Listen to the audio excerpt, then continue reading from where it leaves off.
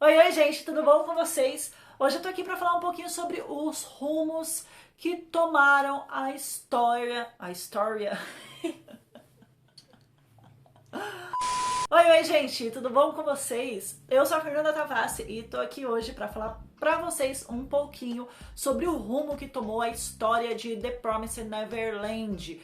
Um anime que eu indiquei pra vocês, que eu falo bastante dele pra vocês lá no meu Instagram, e eu li o mangá, a continuação, né, do que ainda vai ser animado, e talvez tenha tomado um rumo que não seja tão legal assim. Então já deixa seu like aqui nesse vídeo, se inscreve aqui no canal e ativa o sininho das notificações para toda vez que tiver vídeo novo você ser avisado.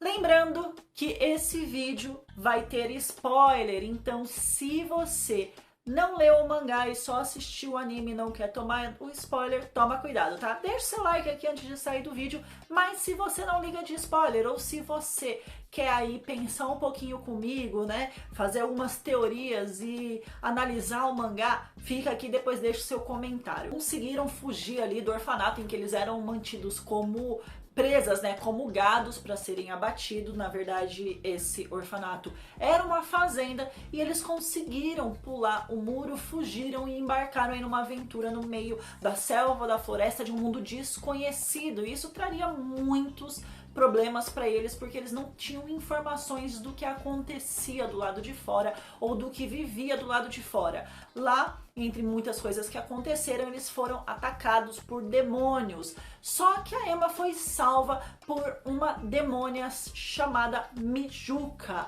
E ali ela conhece a Mijuka e o Sonjo, que é um outro demônio que sempre estava junto, como se fosse meio que um casal, mas o mangá não deixa muito explícito. Eles seriam um casal ali de demônios. E aparentemente eles são um casal de demônios bons que não devoram os seres humanos. E ali a Mijuka, contando toda a história, ela revela que ela vive em abstinência de carne humana. Então é como se eles fossem os vegetarianos do mundo real. Eles não comem carne humana por escolha própria. Nesse dado momento é só isso que nós sabemos e temos de informação, e a Mijuka também conta ali a história de como os mundos foram divididos, por que daquela parte só tinha demônios, que existia uma parte onde só haviam seres humanos. Contam sobre uma promessa que havia sido feita há 1000 anos atrás, que os demônios não iriam mais caçar os seres humanos e os mundos seriam divididos. Até aí tudo ok, a história vai muito bem. E aí a Emma, junto com o Ray e todas as outras crianças, eles saem de lá, dessa caverna onde eles estão com esses dois demônios, e acabam encontrando o abrigo B0632, que era um abrigo, uma coordenada, uma das muitas, né, que o Minerva tinha deixado escondido em livros lá dentro da fazenda. Quando eles entram lá, eles são atacados por um homem, que depois a gente descobre que o nome dele é Yugo, que faz de tudo para tentar expulsar as crianças lá de dentro e até mesmo matá-las. Então a Emma e o Ray saem numa aventura junto com esse Yugo em direção a Gold Point, porque segundo algumas coordenadas que o Minerva havia deixado, lá teria uma base, ou o Minerva estaria lá para poder encontrá-los. Eles saem numa aventura com esse Yugo, que na verdade está levando eles para essa aventura para tentar matá-los. A intenção do Yugo é matar a Emma e o Ray. Só que a Emma é pega nesse momento e é levada para Gold Point, que é um lugar que seria mais ou menos um campo de caça. Ali é um lugar clandestino em que a família real, os governantes não têm noção de que existe um campo de caça clandestino, já que a caça a seres humanos é proibida, e lá eles jogam as crianças e de tempos em tempos eles tocam uma música. Enquanto essa música tá tocando, eles começam a caçar as crianças. A hora que a música acaba a caça, e aí 2 dias depois começa tudo de novo. É a diversão que esses demônios têm, não é só comer a carne humana, mas sim a perseguição. E a Emma passa por tudo isso, só que lá ela conhece sobreviventes de outras fazendas que estão lá, inclusive conhece o Lucas também, que era um amigo desse Yugo, que tá vivo lá, mas o Yugo não sabia. Lá dentro ela descobre uma sala com várias informações sobre o Minerva, descobre muita coisa, e no final das contas ela acaba saindo de lá viva, viva, junto com o Ray, junto com o Hugo, que conseguem ir resgatar ela e resgatam todas as outras crianças que também estão nesse campo de caça e voltam com eles ao abrigo. Lá o Hugo pede desculpas, se arrepende e vira tudo amigo, eles viram todos amigos, até aí tudo bem. Só que pouco tempo depois o clã Hatri, que é um clã de seres humanos que defendem ali os demônios, que estão ali justamente para poder manter a ordem e a paz, né, contra os humanos, para evitar que os humanos rompam a promessa ou façam algo que possa colocar em risco o lado humano da humanidade. Eles acabam descobrindo esse abrigo onde eles estão, atacam, algumas pessoas morrem, eles acabam perdendo o abrigo e eles têm que fugir. E aí, nessa que eles estão fugindo, machucados, cansados, eles pegam uma coordenada que eles tinham recebido ainda dentro do abrigo, de que o Minerva estaria vivo e teria dado uma coordenada de um lugar para eles irem, que esse Minerva estaria esperando eles. Então eles decidem ir até lá e encontram não o Minerva, mas sim o Norman vivo.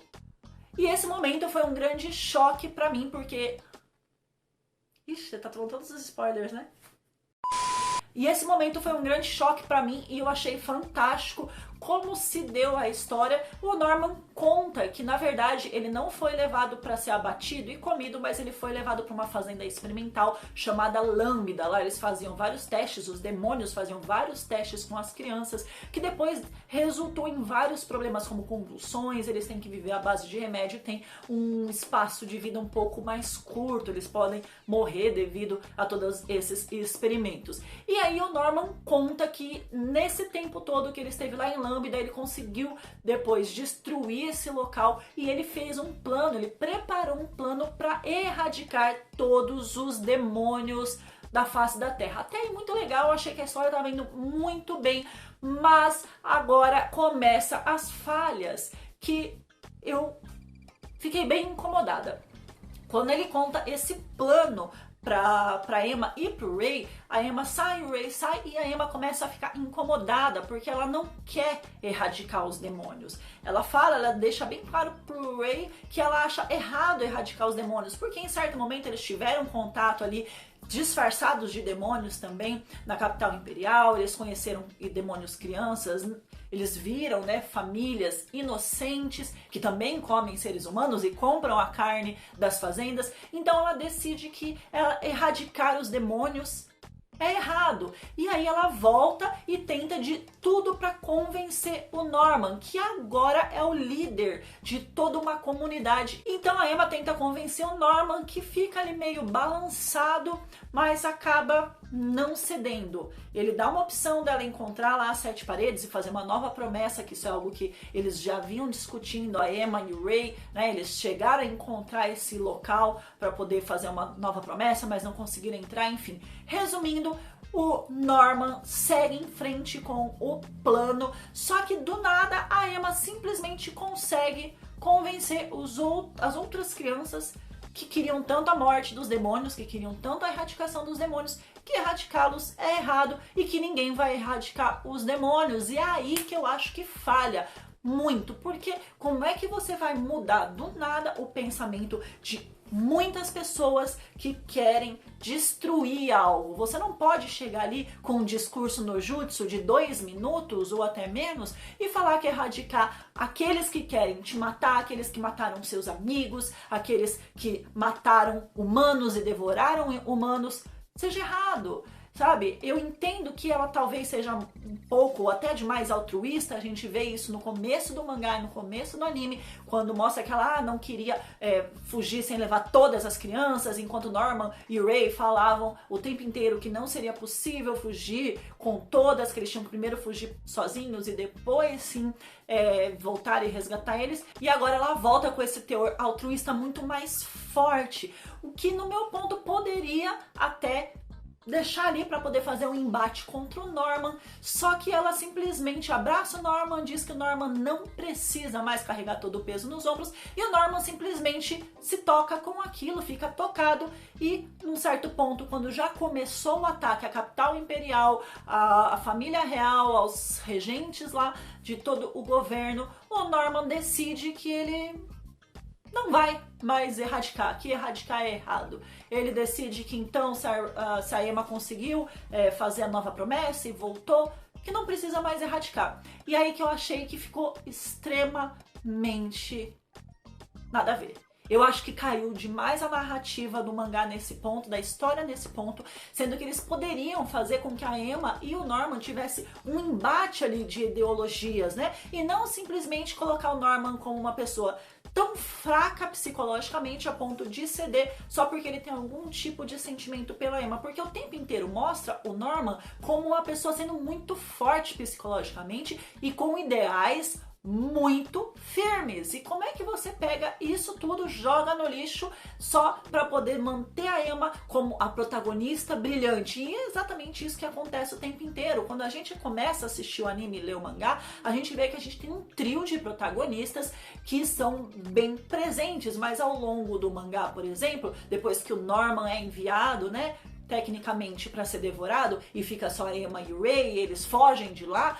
Todos os outros arcos, o Ray fica completamente apagado e a Emma se destaca muito mais. O problema disso tudo é que o Ray era muito presente no começo, no primeiro arco, e aí eles simplesmente apagaram toda a inteligência do Ray. Ele era extremamente inteligente, extremamente astuto, ele era mais malicioso, então a inteligência com um pouco mais de malícia dele era capaz de pegar coisas no ar e até bolar planos que eram muito mais coerentes do que os planos da Emma. E isso tudo foi descartado só para poder aumentar o protagonismo da Emma e deixar ela mais em evidência. Eu acho que não tem problema nenhum aumentar esse protagonismo dela, só que você descartar assim tudo que estava sendo criado em torno do Ray, eu acho muito prejudicial para o rumo da história. E aí, nesse rumo todo, acabou que o Norman ficou meio que sendo aquela pessoa dependente da Emma para tudo, então para tomar qualquer decisão. Ele estava pronto para poder destruir tudo só porque ele reencontrou ela, ao invés dos dois terem um embate. E aí sim, você focar uma narrativa forte nesse embate, criar um plot twist, não, simplesmente fica apagado, ele cede para ela e aí eles acabam voltando, enquanto os outros demônios estão ali tomando sangue da Mijuca e do Sonjo, porque o sangue deles é amaldiçoado, e aí todos os demônios não precisariam mais comer carne humana, porque esse é o efeito que o sangue desses dois demônios causam, né? Porque eles se degeneram se não comerem carne humana, por isso eles consomem os humanos. Então, eu acho que a narrativa ficou muito fraca. Eu acho que o autor ali ele não conseguiu manter o ritmo, ele quis fazer um protagonismo maior da Emma, acabou esquecendo outros detalhes, e aí em situações que mereciam ser muito melhor trabalhadas, como essa situação de convencer as outras crianças a não destruírem os demônios, a não erradicarem, ficou falha. Você não consegue convencer isso falando 2 minutos, você precisa expor muitos argumentos. Tá certo que são crianças que têm a mente, né, um pouco mais fraca, que não tem tanta opinião própria, mas mesmo assim, crianças que sabem que foram criadas como alimento num abatedouro, simplesmente concordarem, olha, não vamos mais erradicar aqueles que querem nos comer, que nos criaram como gado para simplesmente se alimentar. Eu acho que fica muito fraco, fica muito sem base e acaba prejudicando uma história que tinha tudo para poder ser uma ótima narrativa com um final excelente. Então, pra mim, eu acho que eu fiquei eu tive uma expectativa muito grande em relação a essa história e eu fiquei bastante decepcionada com o rumo que tomou.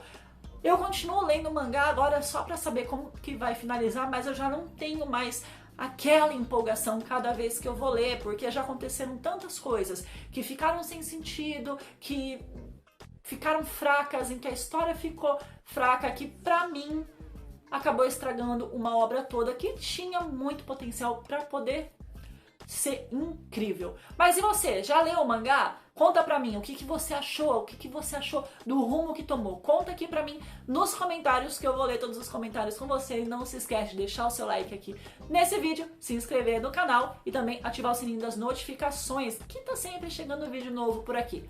Um beijo, até o próximo vídeo. Tchau!